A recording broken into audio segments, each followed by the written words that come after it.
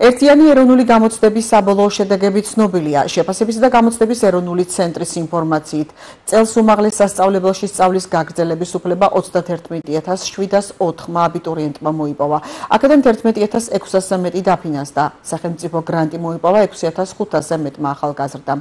უფრო კონკრეტულად, 100%-იანი სახელმწიფო გრანტი მიიღო 1000-ზე მეტმა აპლიკანტმა, 70%-იანი 1400-ზე მეტმა, 50%-იანი გრანტი კი 4000-ზე მეტმა აბიტურიენტმა.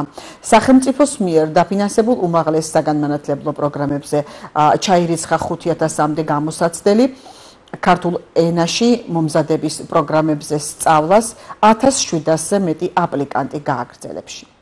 31700-ზე მეტმა აბიტურიენტმა წარმატებით დაძლია ეროვნული გამოცდები და მინდა გულწრფელად მიულოცო მათ ეს წარმატება და უსურვო ძალიან მნიშვნელოვანი ცხოვრების ეტაპის დაწყება, რომელიც სულ რაღაც ერთ თვეში, რამდენიმე კვირაში დაიწყება.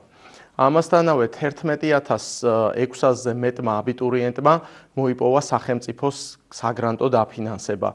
ეს კიდევ ერთხელ მეტყველებს მათ წარმატებაზე, იმ შრომის დაფასებაზე, რომელიც პედაგოგ აღმზრდელებთან, ოჯახთან არის დაკავშირებული და იმ ცოდნაზე, რომელიც მათ ამ წლების განმავლობაში დააგროვეს და სწორედ აი ამ ცოდნის დემონსტრირებით მოიპოვეს დამსახურებული ადგილიც უმაღლეს სასწავლებლებში და შესაბამისად სახელმწიფოს მხარდაჭერა. ამასთანავე მნიშვნელოვანია, რომ სექტემბერში 8-დან 29 სექტემბრის ჩათვლით გამოცხადდება დამატებითი საბუთების მიღება სოციალური პროგრამის მიხედვით გრანტების გაცემასთან დაკავშირებით. ეს პროგრამა მოიცავს სხვადასხვა კატეგორიის ადამიანებს დაწყებული სოციალურად დაუცველი ოჯახის წევრებისგან, ასევე მრავალშვილიანი ოჯახის წევრებისგან და მრავალშვილიანად ითვლება 4 ან მეტი შვილის არსებობა ოჯახში.